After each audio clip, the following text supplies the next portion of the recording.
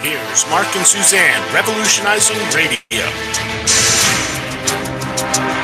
Well, good morning, everyone, and welcome to another episode of the Mark and Suzanne Show. I'm glad you joined us. I am Mark. She is Suzanne. And as usual, we are going to be revolutionizing radio because, as we say every time we come on the air, radio needs to be revolutionized. Are you tired of the status quo discussion about Nancy Pelosi or Barack Obama or Chuck Schumer or Mitch McConnell or whomever, Paul Ryan? Are you tired of just talking about that?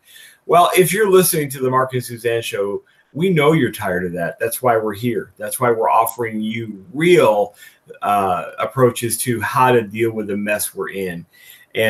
And folks, we're in a mess. We're in a major mess, and we all know it. And I'm beginning to see more and more evidence that even conservatives are finally waking up to the idea that the mess is Washington, D.C. in toto, Democrat Party. And folks, that is a good sign. You need to be paying close attention, because the moment conservatives begin to understand that the problem is not just Nancy Pelosi. You know, Tom Woods used to carry around with him a 3x5 card, and he would stand up and say, this is where people want you to talk about, between on one side of the card, Nancy Pelosi, and on the other side of the card is Mitch McConnell. As long as you talk between Nancy Pelosi and Mitch McConnell, you're in approved public political opinion. That where the real fight is outside of that. And I'm beginning to see more and more people breaking away from that paradigm of talking just about Mitch McConnell and Nancy Pelosi, beginning to think and identify the real source of the mess out there, beginning to identify the real problem. And it isn't just the Democrats. And for you Democrats who may be listening, it's not just the Republicans. More and more people are coming to realize the problem is Washington, D.C. Once a majority of people or a large number of people, that's when change really will occur. Because now we'll all be talking the same language. We're going to get into that more. We got a really big show for you today planned around the nomination and confirmation of Brett Kavanaugh and his views on the Fourth Amendment. We're going to talk a little bit about some of the new articles that are coming out from the conservative community, recognizing the real problem out there. And it's Limbaugh and Levin and all those guys who are going to get on radio today and talk about the status quo. So you're going to want to stay tuned to this. But again, I'm Mark. She is Suzanne. Suzanne, how are you doing this morning? I am doing great. How are you, my friend? And we have Junk Bond. Greg Carpenter is here with us today. Jeff Johnson is at the control panel. He'll be chiming in as well. You're right, Mark. You know, everybody, when we had this Kavanaugh confirmation dog and pony show, the bread and circuses event that just absolutely captivated everybody across this continental landmass, what I alluded to in my article, I co-wrote one with Mike Meharry. I said, you know, we really need to address this metadata. So the first thing I did was I got hold of Greg Carpenter, who, as I said, is here today, who is a cybersecurity expert. There's nobody around that knows more about this than him. So I got him to explain to me really what metadata is and what it can do. And it is not just what we are patted on the head and told, don't worry, trust us. It's just the numbers that you're calling, and we don't look at the content of your communications. Greg's going to get into that and say what it really is. It's not what I was under the impression it is. And do we really think that this is an acceptable sacrifice to pay for our freedom and our right to be left alone? This was something that the founding generation went to war to protect. We're going to get into the historic aspect, the technological aspect, and also the constitutional comparison, and look at it from a realistic means. And we're also going to share the person who gave me his opinion on our article is not with us today, but it's what I will call the realistic approach, which is valid realistically, but this realism approach of looking at all the problems and how we're going to solve them from Washington, D.C., fails, and we will show you why that fails. I want to remind you that you can listen to us on SoundCloud. We have Cerberus Radio Network on SoundCloud. You can download our shows for free. Please share them. Please tell your friends. We also have a YouTube channel. Follow us on Facebook, facebook.com/ Cerberus Radio Network. We've gotten a lot of people joining our fan page. That's really fun to get people chiming in. I'm noticing a lot of activity, Mark and Greg and Jeff. A lot of people are just very, very interested. I've got a friend that came over here from K-Talk Radio. I co-host on Tuesday mornings with Paul Jensen on the Morning Drive Show. It exposes us to a great number of people who also listen to the cast of characters you mentioned earlier, Mark, and they're saying, we've never heard stuff like this before. My good friend Terry is sharing this show and is so excited about what we have to say. She said, you know, this is a real eye-opener. One of the ladies at a luncheon I went to the other day, I ruined her week. I was so happy about the way things were going until you kind of gave me a dose of reality. But you know what? Awareness is part of the problem. How can we solve this problem if we keep saying we're going to vote Republican down the line and we've got a Supreme Court justice who's going to turn this court around and turn this country around? One person at a time is going to fix everything? Folks, that's not a representative or Republican form of government at all. Is this conforming to the principles of the Declaration of Independence and the limitations of the government, Mark, that we consented to when we ratified the Constitution? No. And see, folks, this is, you know, we're trying just to take a moderated view of the problem. I mean, it's easy. And you know me, if you've listened to me anytime in the past 8 years or so, I can get rather animated at times about certain aspects of the mess we're in. But we're also trying to take a moderated view of this problem because I think that really is necessary right now. We've got to step back and really take a sober look at where we are. Set aside our jingoism, our hyper-patriotism, set aside our emotional feelings about our own views of history, the nostalgic parts of them, the images that we can conjure up in our minds of Washington on his knees and the Battle of the Bulge and everything else that informs our thinking. We've got to now take a mature, and I want to emphasize mature, because maturity, when you're a mature person, you actually have the ability to set aside your emotions. You actually can set aside your feelings about something and really think clearly.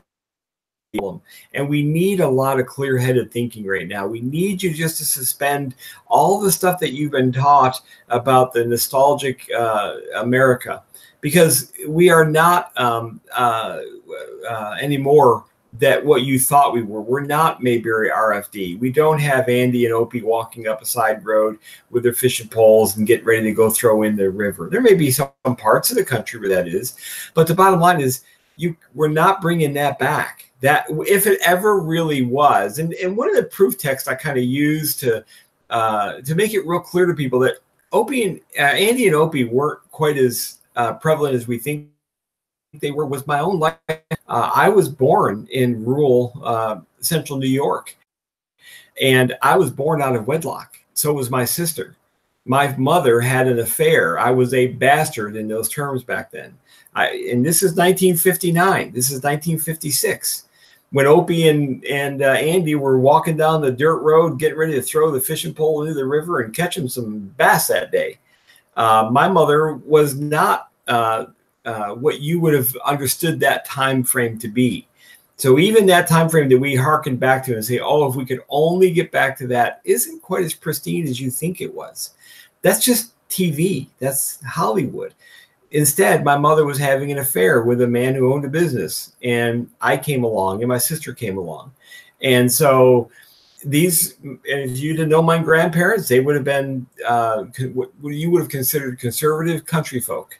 So we need to dispel these kind of Hollywood myths that we are familiar with on TV, and deal with the reality of where we are, because we can't actually fix anything if we refuse to deal with reality. And what I'm grateful for, Suzanne and Greg and Jeff, is that I'm seeing more and more people beginning to suspend the nostalgic view of walk down memory lane of a better yesteryear. I'm beginning to see people willing to at least suspend that for a moment. Now, sometimes when we challenge the things that we do on this show and we do on Facebook and in writing, often their initial response is hostility and anger. It's just, Kreslin, you big idiot. You can't say those things. And I get that. Lincoln settled it, you big dummy. Right, big dummy. Lincoln settled that.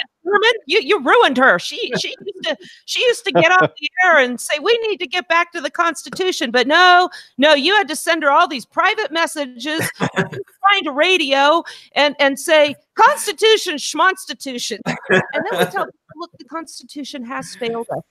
It's totally failed us. The Constitution hasn't. People failed the Constitution, but did they? And this is where we get into the details and the analytical aspect that you don't hear on these other shows, where we talk about what were the inherent flaws in the Constitution, whether or not they were put there intentionally. This is a practical effect that we've ended up with. Greg, did you want to chime in? This is Greg Carpenter here.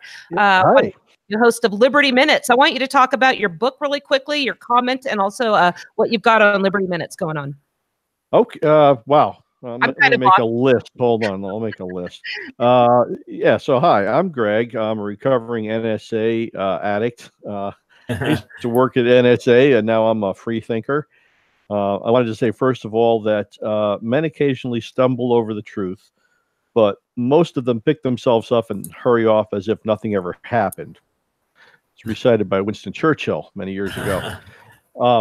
They prefer to live in their fantasy. And one of the reasons I wrote or co-wrote the book Reverse Deception, which you can buy on Amazon, or if you want a signed copy, you can send me an email. We'll send you the details on how to get those. gscarp12@hotmail.com. But Winston Churchill was right. People prefer to live in a fantasy. Many years ago in the 50s, the CIA entered a huge social experiment in trying to get and destroy the Russians socially, economically. They tried to make them believe that capitalism and freedom, in our terms, were so much better than what they had. And the CIA spent millions and millions of dollars sending the Boston Pops around the world, funding people like Jackson Pollock, and trying to teach and show that our culture was so much better. So what makes you think for a second that a group like this would not spend a whole bunch of money of turning propaganda onto us two, so that we would believe that our society was much better than it was? We would believe that the white picket fence out in front of the yard is exactly what we wanted in the first place, even though we didn't want that. That we would be happy to send our kids to public school, waving in the morning, bye kids, off to indoctrination today for you. And they'll recite the Pledge of Allegiance, which going to your social experiment and trying to condition us and make us look better than the communist Russians, the words "under God" were added, which now has indoctrinated conservatives, and they embrace the socialist pledge when they should dislike it. The socialists hate it because of the words "under God," and they should be loving it. And the funny thing is that the pledge itself, the only reason that the pledge even was created, there was a pledge at the time called the Block Pledge. Colonel Block was a former Civil War soldier who had written a pledge of, you would call it allegiance or so. And there was a couple others that were going around at the time, but the Francis Bellamy pledge was from, he was a National Socialist, but it was built for a specific purpose. The Pledge of Allegiance, as we know it, is really just an advertisement. There you go. Hold on. Don't you dare blame me about my chair. My studio audience is grumbling. Everybody, I tell you what. Yeah. So the Pledge of Allegiance was just, it was an advertisement to sell flags, because the Youth's Companion magazine, which was where the pledge was featured, had a couple of guys, Francis Bellamy and James Upham, who found their sole purpose in life to reinstill nationalism after the groundswell of nationalism from the Civil War was wearing off. They were afraid, they were fearful of immigrants. They thought that a lot of them were essentially subhuman zombies, and that they would never be able to integrate into the bloodline of the Protestant America in such a way that what was that term? WASP. That's it. White Anglo-Saxon Protestant, right? That they wouldn't be able to integrate into that bloodline without destroying the bloodline because they weren't able to think on their own. They were just stupid. Yeah. So let me tell you, like folks, American society right now. That's why we're so different. We really are trying to appeal to the people that can think on their own. It's very disconcerting when you go out and try to meet with a bunch of like-minded people and you're trying to instill the principles that the founding generations we get into these people's names and the discussions, the George Masons, Alexander Hamilton, Jefferson, John Taylor, Caroline. I love talking about these principles of federalism. And then you're met with, oh, you know what Sean Hannity said tonight? Oh, for crying out loud. But I want to get to what really brought this show together today was, again, symptomatic of this nationalism, top down, everything coming from DC system of government we have right now. We have seen with the Kavanaugh Supreme Court hearings how symptomatic this is of an ailing system of government and an ailing society, where we see the left on the one hand completely out of their minds over a Trump appointee who I would say the left should have been okay with. He said that he is okay with big government metadata gathering. He ruled with Garland, I think 98% of the time, who was Obama's appointee. And yes, they say, well, the district courts, because of, we're going to get into this absolute strict vertical adherence, stare decisis, and the Supreme Court, they will rule alike.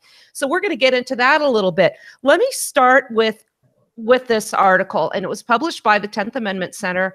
I rattled Mike Meharry's cage. He's the communications director of the 10th Amendment Center, and he and Michael Bolden, the president of the 10th Amendment Center, discussed this article and related information on their show, on their podcast on Tuesday, 10th or Tuesday. You can find that at the 10th Amendment Center, as well as this article, and it is called Butchering the Fourth Amendment. And what we said here was the real problems with Supreme Court Justice Brett Kavanaugh got completely lost in this political theater. And completely ignored was his feeling on something called our right to be left alone, which is embraced in the Fourth Amendment. The Constitution, as we know, delegated the power to appoint the Supreme Court justices. The president has this power with the advice and consent of the Senate. The intent of the founders was to elevate this process and to transcend political influence inherent in the other branches of government, rendering the high court immune from these petty politics. And we've seen how that panned out over the past month. The progressive left, as I mentioned, became so consumed with Kavanaugh's behavior about 30 years ago, 35 years ago. They completely ignored his long history of supporting warrantless surveillance, namely his rubber stamp on the NSA programs that vacuum up reams of Americans' personal data with regards to bulk collection of metadata by the NSA. He said that it's entirely consistent with the Fourth Amendment. I'm going to read you a quote from here now. The government's collection of telephony metadata from a third party, such as telecommunications service provider, is not considered a search under the Fourth Amendment, at least under the Supreme Court's decision. Once again, the Supreme Court has spoken in Smith versus Maryland. That precedent remains binding on lower courts in our hierarchical system of absolute vertical stare decisis. He based his opinion on the so-called third-party doctrine, and I'm going to get into that a little bit more. But, you know, guys, as this was coming about, I remembered back from my early studies a case called Katz versus the United States. And at issue in Katz was, again, under the Fourth Amendment, did the government have the authority in conformance with the Constitution to wiretap telephone booths? And one of the things they said in the holding here, and they ultimately said, no, there's a reasonable expectation of privacy. The Fourth Amendment protects people rather than places. Therefore, its reach cannot turn on the presence or absence of physical intrusion into any given disclosure. But what I want you to focus on is the first part of what I said. The First Amendment protects people rather than places. This case has not even been mentioned in the discussion. So now we're going to turn to Greg and ask what exactly metadata is and when this metadata is gathered and how it's stored. Doesn't that violate people's rights? Isn't that an intrusion upon people? The place doesn't matter. They are storing our data. Greg, why don't you explain what metadata is? Because it was not what I thought. Yeah, metadata is basically data that describes other data. And you would say metadata are, as you would with any other statistical conversation. Uh, for example, let me give you and the YouTube people here, I'll talk through this, but I pulled up my silly little cell phone just for views here. And you can see there's a lot of stuff here in my privacy section. I've got location services, contacts, calendars, reminders, photos. All right. All these things have an associated ability to share information. You can share all that information. I could scroll through all these thousands of things that I want to share. Well, I could say that I can share that when I want, or it can just be on permanently. But if I go into the bottom into system services, you can see that there is another massive group of headlines here with information in it that you don't even know about. And it's a lot of it is like product improvement information, like how can I improve maps and make my traffic tracking better? Say you're driving in the car. It doesn't tell anybody who you are or who you're talking to, but it tracks your vehicle to help other people understand what the traffic is like in that area. So if you use Google Maps or Waze or something like that, and you see that red line up there, and it says, oh, this is where the traffic is the heaviest, that's metadata about your location that tells them that that's where the traffic is the heaviest. And I like to say that you really, where is it here? Oh, I just had this one on. Oh, okay. Hold on, I got to open this up because, and you can see in here, it'll show you significant locations you've been. It'll hide that in your phone. Fredericksburg, Virginia, Quantico, Virginia, Mount Laurel, New Jersey. I'm not unproud of the places I've gone. Omaha, Nebraska, Sterling, Virginia, College Park, Georgia. And it tracks all this information in your phone. Well, it doesn't say that Greg was talking to someone at that point, but that identifies where I was at. That's just inside your location services. Then you have other services that will talk about how often you use a certain app. And remember, this is all of these apps in the phone. It gives analytic data, and it has tons of analytic data that talks about when you're on the phone. Now, you can look at the data in here and you're going to go, I have no idea what that's talking about. But someone does.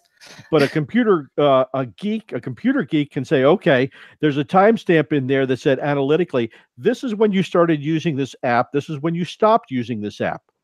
And these are the connections that you made of the people that were using the app at the same time as you that coordinated and connected with your user ID and the SIM, the IMEI, the identification code of your phone.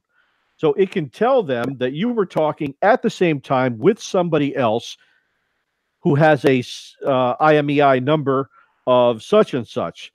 And it can completely map out your social network. Now, take that and link that into the information that happens on your phone when your phone's just sitting around. Remember, hello, Siri, right? That's all you need to do to have Siri come on. So what does that mean? That means your microphone's on all the time.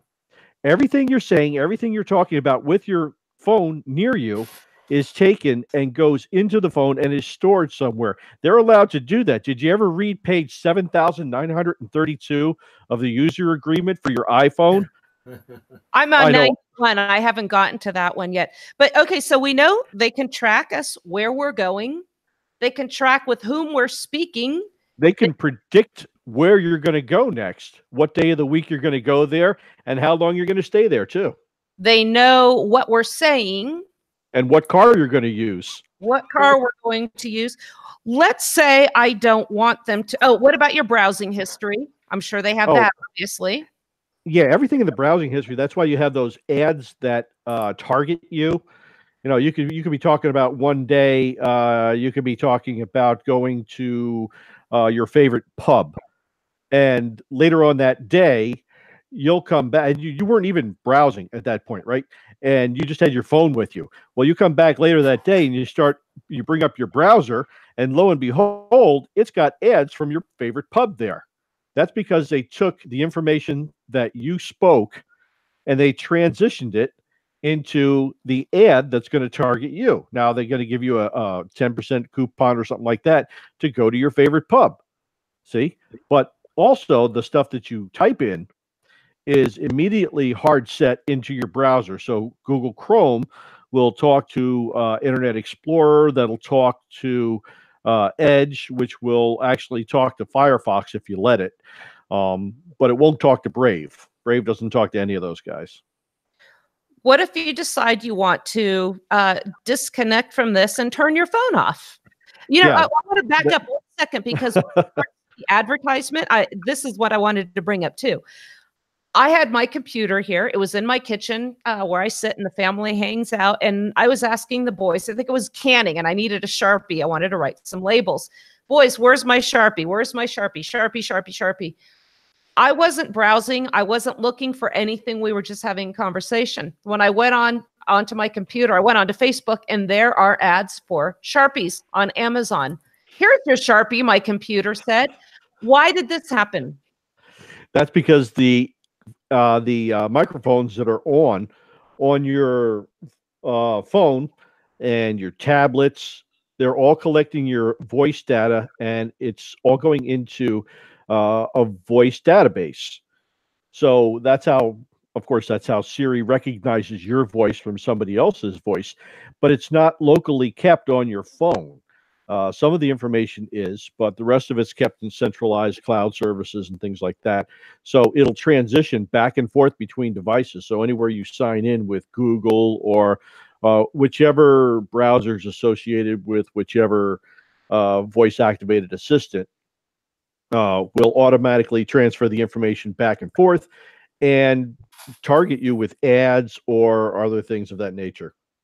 So when we talk about where we would have a reasonable expectation of privacy, we really think about, for instance, I think the utmost sentiment that we get is our home.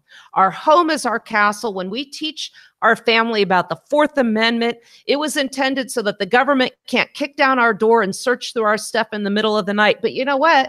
They don't have to anymore because they're telling them we're telling them what we're doing. Our information, this whole third-party doctrine, which I'm going to get into, assumes that the information you have, you are voluntarily sending out. For instance, we are taught about the Fourth Amendment in law school. There are so many exceptions to the Fourth Amendment. We actually, for the bar exam, have to memorize an acronym. So if any of these issues on the fact pattern come up, we can address them. Let me read you what the Fourth Amendment says. It's pretty short here. The right of the people to be secure in their persons, houses, papers, and effects against unreasonable searches and seizures shall not be violated, and no warrants shall issue, but upon probable cause supported by oath or affirmation, and particularly describing the place to be searched and the persons or things to be seized. Mark, do you think that what we're doing right now in any way conforms to the standards set forth in the Fourth Amendment? No, no. In a word, no. Here's the great rub. As technological advances have developed in the last 2 centuries, we've all benefited from it. We all have air conditioning in our vehicles. We all watch TV. You know, look at this, what we're doing right now. This is a technological advance we would not have been able to do in 1950. And with that comes really big challenges that arrive as a result of these changes. This latest dust up really is not a only dust up of the problem with the Fourth Amendment and how it's understood and applied. And I think we really have to get our arms around this, because I think people largely miss this. And it's certainly an argument that I've been having on Facebook here since the Kavanaugh hearings over this particular issue. And it's amazing to me, Suzanne, and this may segue us into a response by a mutual friend. It's amazing the rationales that will be given to defend what is clearly a misuse of it right now. So let's begin with just one. I think, I always try to go back to foundational ideas on this, because if we can't begin there and we begin, it's like what you were talking about in law school. You guys didn't really begin in foundational principles of understanding the Constitution. You guys began your training in foundational principles of case law. And for a very good reason. They want to hide the football, because if we really understand the intent of the Constitution, the debates, which is, again, what Madison said, well, that's how you interpret it. But why not put that in the Constitution? So these the judicial temple monkeys can't say, well, this is what we say it means. Again, where do they get the gumption to say, well, there's the expediency, exigent circumstances exception to the warrant requirement, or it's the abandoned property. Do you really think that you lose your expectation of privacy in your trash because you put it out there? Or do we lose our expectation of privacy because the phone sitting on my bed somehow has to go to a third party? I want to look at this third party doctrine so we really realize how nefarious this is. It just means that when you give your information, and you don't have a choice, if you have a bank account, your information is with a third party. So if you give your information to the bank or an internet service provider, you forfeit any right to privacy. How do most of us communicate right now? Even if you want to go off in the woods and have a private conversation with someone, Greg just told us the mic's on. The GPS is on. Even if you wanted to turn your phone off, you can't disconnect the battery. That's the only way they can't track you. So actually, they can. They can what? Yeah, even if you take the battery out of your phone, you can be tracked. Okay, so there's that too. Well, you can't. Sorry. Here's what's really scary too. Kavanaugh said that he even believes metadata would be legal even absent the third-party doctrine. I'm going to read this quote real quick. The Fourth Amendment allows government searches and seizures. Once again, these amendments don't allow, they restrict. They love when we call these amendment issues rights, because then they can qualify and always walk back the rights rather than calling them the restrictions, because that leaves no wiggle room for their actions. Exactly right.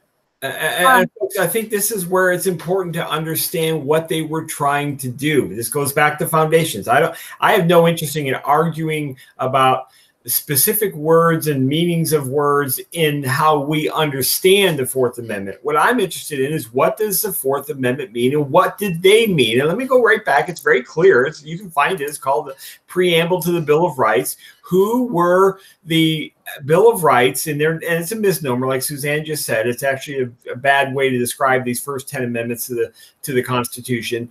Who were they trying to further restrict? Well, they make it, oddly enough, extremely clear for us to understand. Resolved, the convention of the number of the states having, at a time of their adopting the Constitution, expressed a desire in order to prevent misconstruction or abuse of its power, that further declaratory and restrictive clauses should be added. So the 10 amendments are further restrictive clauses on who? Say it with me now. On who? The federal government. Federales. Mark, speaking of abuses and misconstruction, let me give you an example of such abuse and misconstruction. Going back to the Kavanaugh quote here, he said the Fourth Amendment allows searches and seizures without individualized suspicion when, conveniently, the government demonstrates a sufficient special need. That is a need beyond the normal need for law enforcement that outweighs the intrusion of individual liberty. That must have been in the small print of the Fourth Amendment because I never saw it. He explains examples include drug testing of students, roadblocks to detect drunk drivers, border checkpoints, and security at screening of the airports. Or love pats. We call them love pats, remember? So yeah, go ahead. I just increased my screen size to 500%, and I cannot find that in between the lines. Okay, well, get some glasses there. They call us big dummies. Yeah. So again, all the government has to say now is we have a special need. Now, I had some feedback that I want to share from this, and then we're going to pick that apart because this is somebody whose opinion I really admire. But again, we don't always agree on everything. So let me, and it's Kevin Gutzman. He told me I could use his name. He's not here to defend himself, but he didn't. He was okay with that if I mention his name. He said, what I see here is you are using two examples. Oh, wait, no, that's my response to him. And I'm going to get to that. Let me scroll up and get his commentary. Okay. I disagree with the substance of this article on two scores. First, and we're going to address that one first, Kavanaugh is right about Smith versus Maryland, both as it's binding on the DC circuit and as to its meaning. While you have great sport with the third party doctrine and with what Kavanaugh's reference to special needs, both make sense. If I transmit kiddie porn via the internet, I'll have no Fourth Amendment claim because of the third party doctrine, nor should I. And what kind of search is reasonable will be dependent on the circumstances. Mark, while we're doing this, I want you to look under the Fourth Amendment for the dependent on the circumstances caveat there. More exigent, the lower the bar the government has to clear.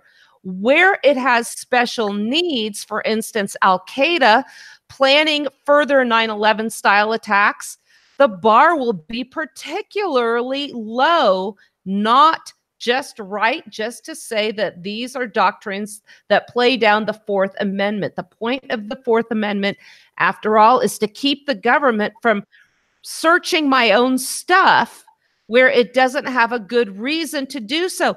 Folks, our email, is that not our own stuff? Our phone conversations, is that not our own stuff? Our bank records, that's my stuff. Where I go, that's my stuff. Where does this stop being my stuff? Where do I stop being a person as per the Katz case? Where did this stop? And my point is, and to be fair to Kevin, because we're all mutual friends of Kevin, he may even have a reasonable case. But one thing that we've always agreed on is that statute cannot modify a constitutional provision. Nor can a Supreme Court decision. Exactly. Or that's right. That's right. And so I am fine if we want to debate across the country that a new addition to the Fourth Amendment must be added with the caveat, because the minute you allow 9 politically connected lawyers, this is so Hobbesian, and I can't believe that we even talk this way. You're going to let 9 political connected attorneys in black robes decide for everybody what is now reasonable, what is a low bar. I am, Kevin, if you're listening to this, I'm for that discussion, but let's have it as a country and decide if that's how we want to change our law. Right now, I got no choice in the matter. My metadata, as Greg has so clearly pointed out on the show today, is subject to examination anytime they want to. They have no requirement for a warrant. They just do it. This is my problem. When we allow other parties to determine what is reasonable, folks, you're a slave. So we hear this all the time.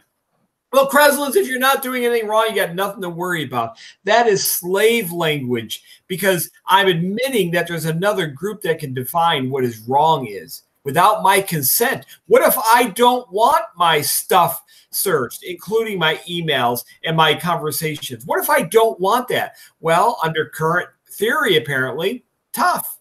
That's just tough. Well, actually, under current theory, you would be suspected of a crime. Well, yeah. Because you don't want your stuff looked at. And I personally, I think the black robes look really nice. It adds a nice touch to it does make it look very powerful. Let's talk about these special needs. And the example given here was child pornography. It's almost like you're using ad hominem to shame you into backing down from that argument. Oh, yeah, the children. No. What if the special needs is a new form of the Sedition Act, like, I don't know, Title 182385? We want to find out who's really, well, that's a violent overthrow of the United States. Look, the Declaration of Independence advocated a violent overthrow of government. So ostensibly, they could make the argument that by teaching the Declaration and how we need to get back to these principles of consent of the governed, oh, you guys out there, that crazy girl in the mountains in Crestlands, you and the Bible Belt and that security geek out there, and then there's the one in Pennsylvania, you guys are advocating violence. No, we're not.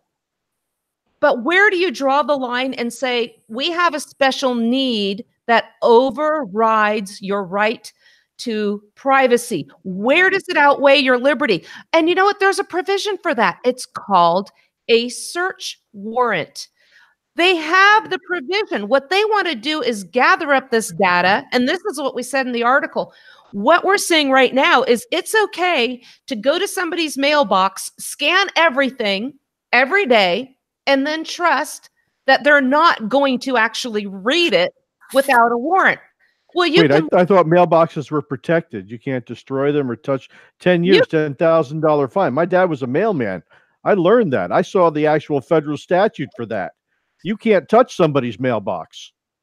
Well, imagine now you can look at just by where somebody browses, what they get in the mail, and all of a sudden now it doesn't matter because we have a compelling government need to stop, say, child pornography. Well, if you suspect somebody of that, you get a warrant.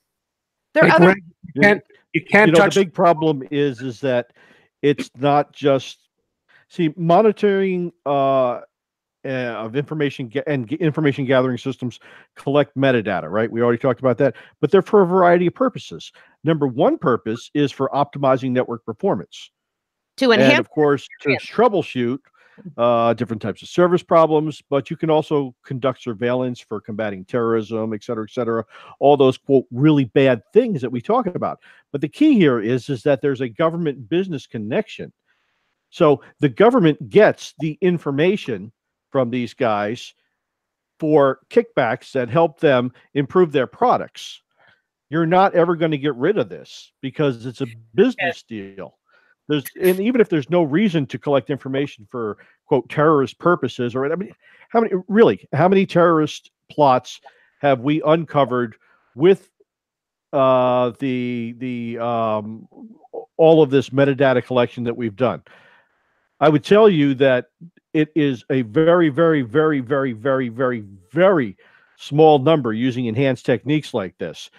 And I would tell you that regular old police work, hitting the streets, walking the beat, doing what you got to do as a cop, is what solved almost every single one of these to-be crimes. Excuse me. So what we're seeing right now is really their role right now is revenue generation. I've had some. That's what it is. Quite a few of them admit that to me. But I want Jeff to chime in on a discussion we had earlier. I want him to bring up a point. We were talking about this absolute vertical stereotaxis when it comes to the inferior circuit courts, upon which Kavanaugh sat, the D.C. Circuit Court, and how they must absolutely adhere to previous decisions by the United States Supreme Court.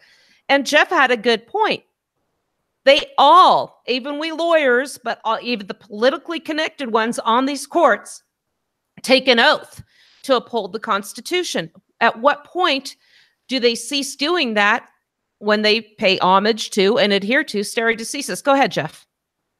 Well, that was my point all along, was with this whole thing, is if these lower courts take an oath to protect and defend the Constitution, which they do, it means nothing at the point where the stare decisis overrules that oath to the office.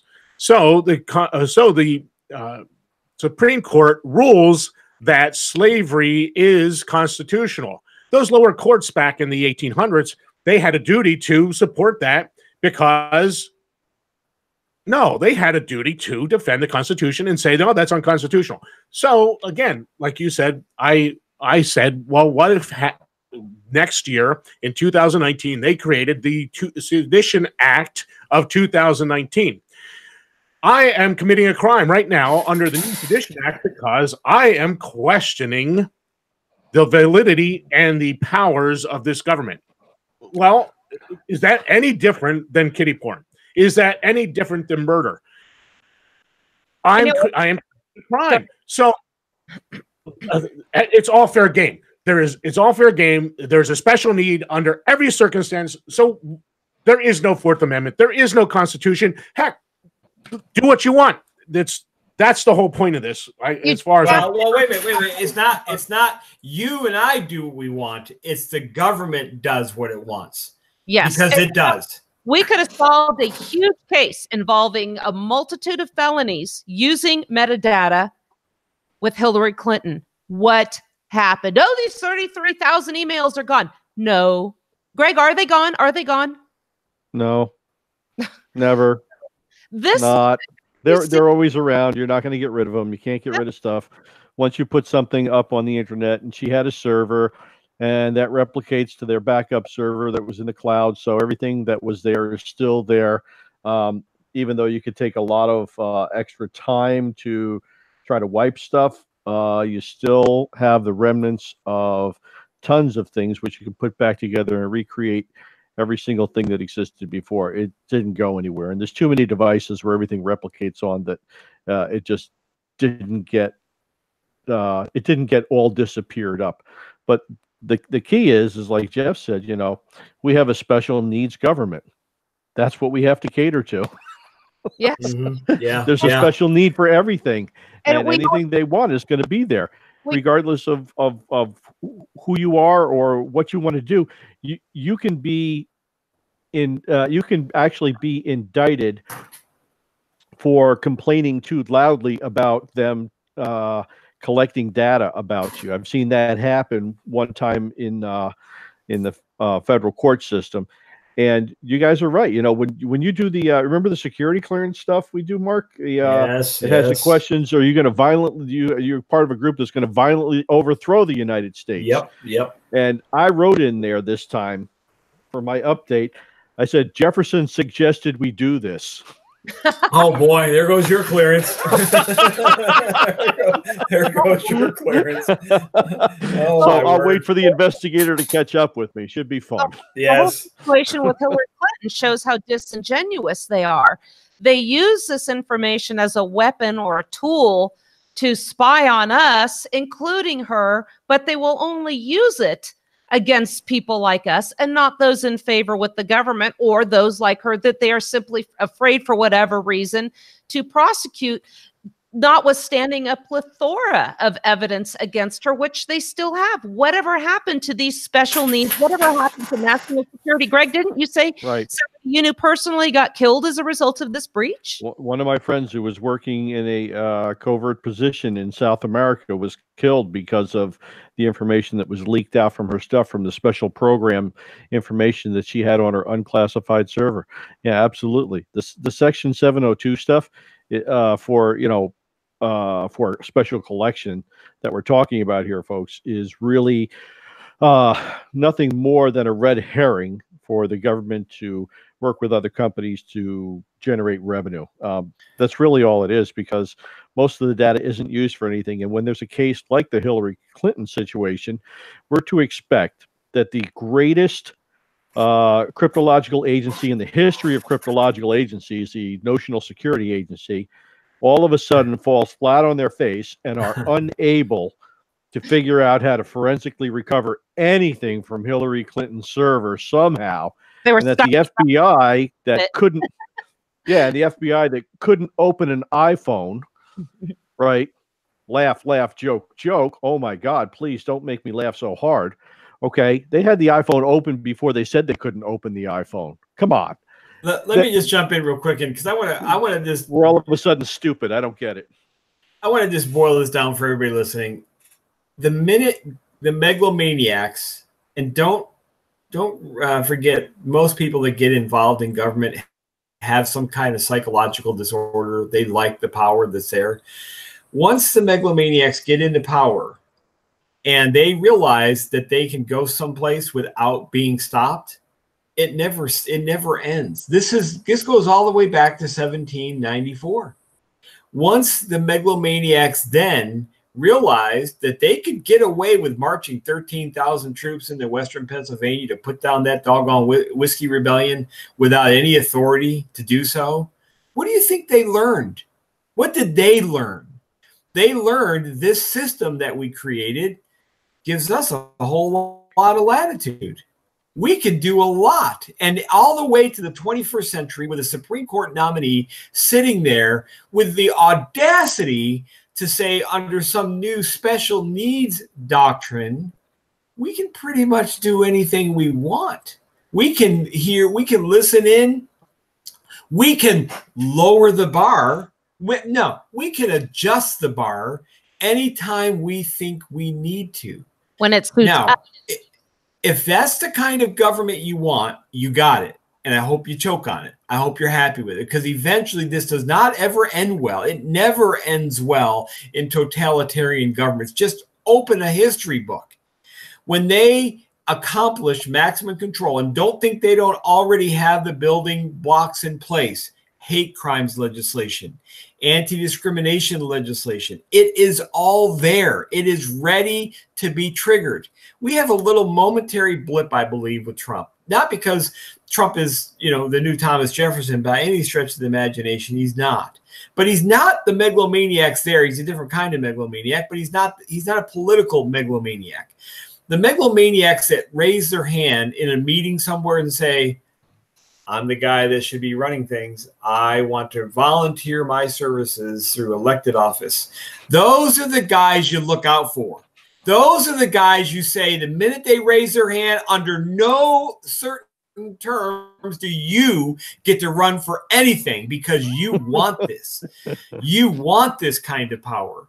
They're the ones that, like Washington back in 1793, listening to Alexander Hamilton, let's call troops and send them into western Pennsylvania. But I don't have any authority to do.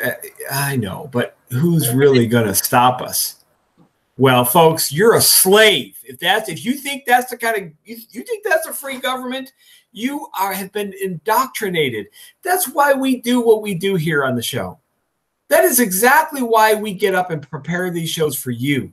We're trying to free you from the shackles that you have been programmed to believe are supposed to be around you, because you really shouldn't have an expectation of privacy, because there's special need times when we have to violate that, because we're the expert community that knows when we need to violate those. Folks, this thing is a disaster. And it's sprung out of the Constitution. You can argue with me all you want, but the fact base is just there. It's just there. You can't dispute the fact that 63 million babies have been murdered under this document. You just can't. You can emotionally dispute it and say, "Well, that's not true, Kreslins." Well, then live with your shackles. I don't want to be shackled. I don't want this government. I do not want it any stretch of the imagination. I will vote against it this coming election to whatever degree I can. Join us. Join the Jeffersonian freedom fighters. Oh, probably shouldn't use that term, because that'll be misconstrued. Mark, what we're coming back to, it always goes to, with this complete inversion of a national government, which was rejected again, we say outright at the Philadelphia Convention. Now, look at what we have. We went in this article, I discussed writs, excuse me, writs of assistance. And I referred to Dave Benner's book, Compact of the Republic. We have gone back when this whole thing started, the discussion about Kavanaugh on the Supreme Court and the Fourth Amendment and metadata. I thought, metadata are really the 21st century version of writs of assistance. So I decided to also include that in the article. And writs, I just want people to understand, and please go to the article for greater detail because we're on a time constraint. Writs should not be confused with warrants, which again are provided for in the Fourth Amendment. The warrants require a higher level of government scrutiny and have to be reviewed and approved by a judge. Writs were broader in scope. They did not require an itemized list of things to be seized, and they never expired. Further, they were drafted and approved by the very agency doing the searching. This sounds a lot like what we have today. So now compare that to the stringent requirements of the Fourth Amendment when it comes to warrants. That was the very point. But now we're completely abrogating that when we say, well, if we don't like the subject matter, such as kiddie porn, or if we want to maintain the integrity of the system vis-a-vis this completely made-up doctrine of stare decisis, and throw away our oath to uphold the Constitution, this is what we've got. We have come full circle. And you have to remember that the writs came about to enforce protectionist economic policies implemented by the Crown over in England. Isn't this what we have today? We have these these tech companies that are marching in, I was going to say lockstep, goose step with the government. One of the things that was pointed out in a show I watched last night called The Creepy Line, we should all watch that and discuss that show. The government uses all things Google. You tell me they're going to really crack down on the entity that is doing their dirty work for them, has done all their homework? Why should they create their own system of documents and research when Google's already done it? This is what's really scary to me. Go ahead, Greg. The government never destroys a collection platform. Google's a collection platform. They collect everything they need. It takes them out of the way. This is a front to being a front company. Basically, you talk about the old spy versus spy in the Cold War back in the 50s and 60s and stuff like that. And you'd have some company set up and people, you'd have Soviets going in there and in Moscow getting this and that, and or like a diner or something. It was really just, like a CIA front company. And then they would do the same thing over here. They would have their folks over here set up something, like a real estate office. Real estate's one of the biggest scams you could have too. But that's another way of tracking people was the divisiveness of the real estate concept and mortgages. But anyway, they used it here because their people would be able to track our people here. And if you put a real estate office close to like the CIA headquarters, then, a lot of people from CIA would go over there, they'd buy houses, they'd know where all the people lived, et cetera, et cetera. Why would Google want to give up all the money they're getting from the feds? And why would the feds want to cut off all the information that Google is providing them? It's not going to happen. It's a front company. It's something that the intelligence community can hide behind and say, okay, you know what? We're not really doing it. It's not us. Google's doing it. We just have a business agreement to work with them. Don't you understand? It's for your benefit. And everything the government does is for our benefit. We're not doing it. Somebody else is doing it on our behalf. Well, right, that's why it's not a Fourth Amendment issue for them. If we're doing it with your approval, that's okay. And that's exactly the point. And this is that's why you sign the disclaimer or you do the acknowledgement of use. Yeah. Because you're acknowledging that Google's going to use it and share it with other parties who include the federal government. So again, the NSA spying is very similar, like I said, to the 18th century writs of assistance. We consent to this. Our problem is we have no other ways of communicating with each other. It's really, I mean, I think it's close to impossible. And what we see is the punitive means by which they can track us. Again, we go back to our medical records, our tax records. We're going to have to continue this conversation because we're about out of time. But I want to ask everybody, please go to the article we wrote. Mike Meharry and I wrote it. It's called Butchering the Fourth Amendment. Greg Carpenter, I want to thank you so much for interjecting with your technical. Suzanne, just one quick comment here. As long as we maintain the false tension between liberty and security, this is all going to be possible. Yeah, it's not going to stop. I want to thank everybody. Mark Kreslins, thank you so much. Jeff Johnson for producing this show. This has been the Mark and Suzanne Show, revolutionizing radio here on the Cerberus Radio Network, where we defend liberty and freedom from the flames of tyranny. Thank you for listening.